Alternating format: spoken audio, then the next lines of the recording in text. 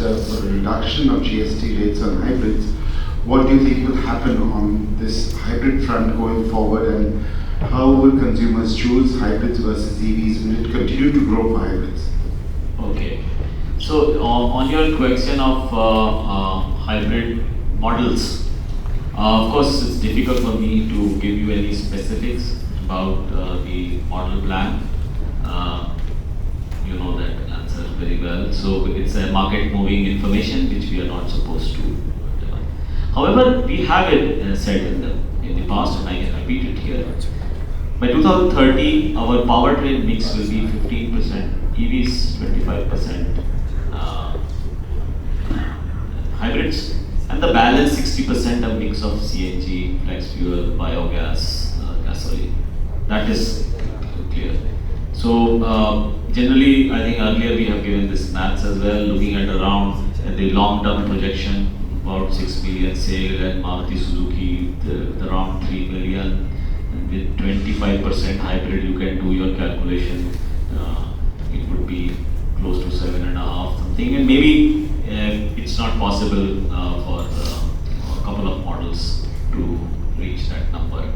So I cannot, of course, specify beyond this.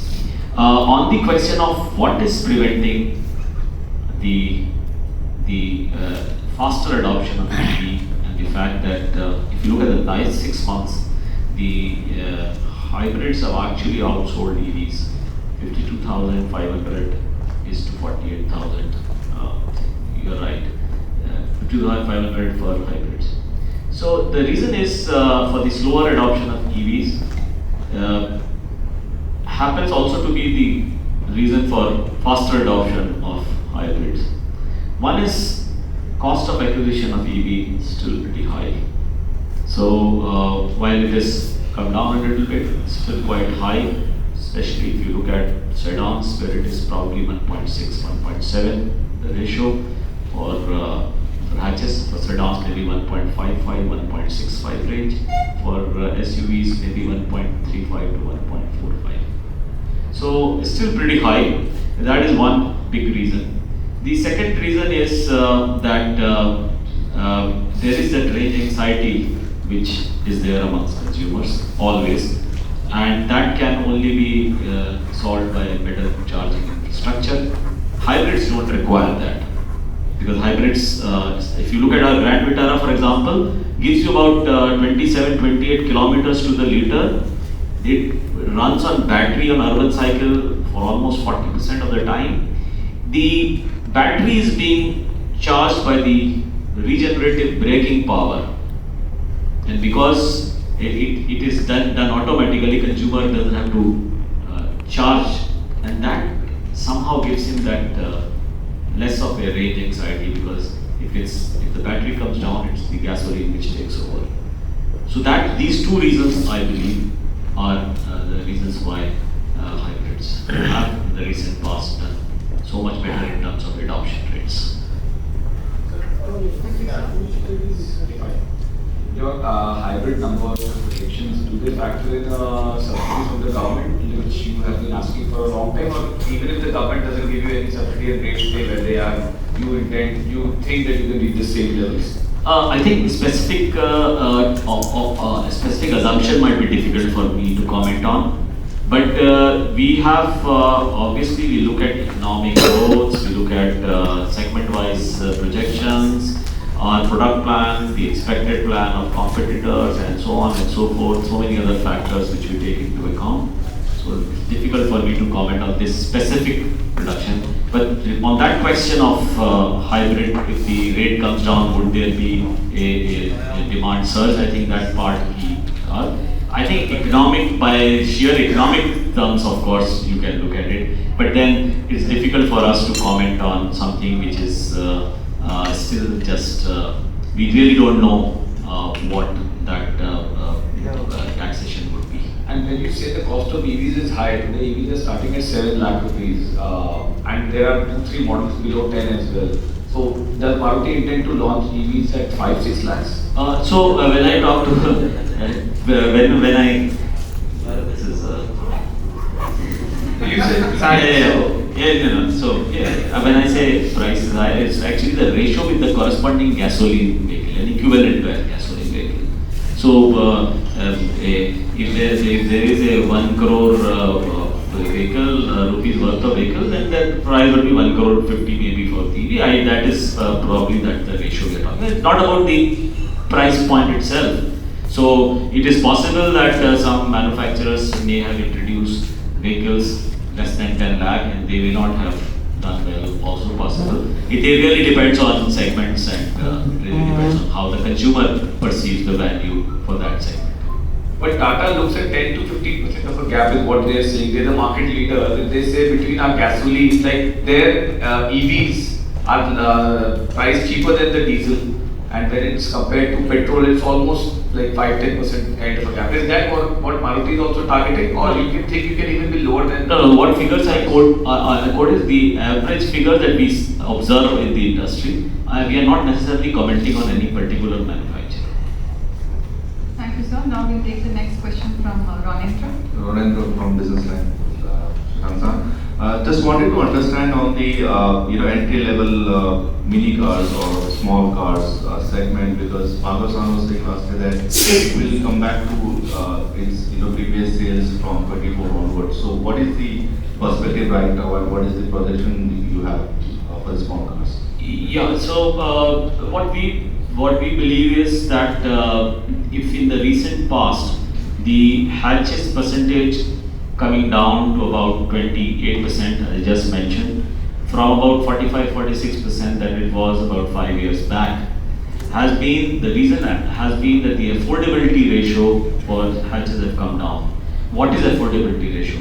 It is the ratio of the price point versus the income level of that segment customers. So what we have found in the last 5 years, the income level of those segment consumers have not gone as fast as the increase in price.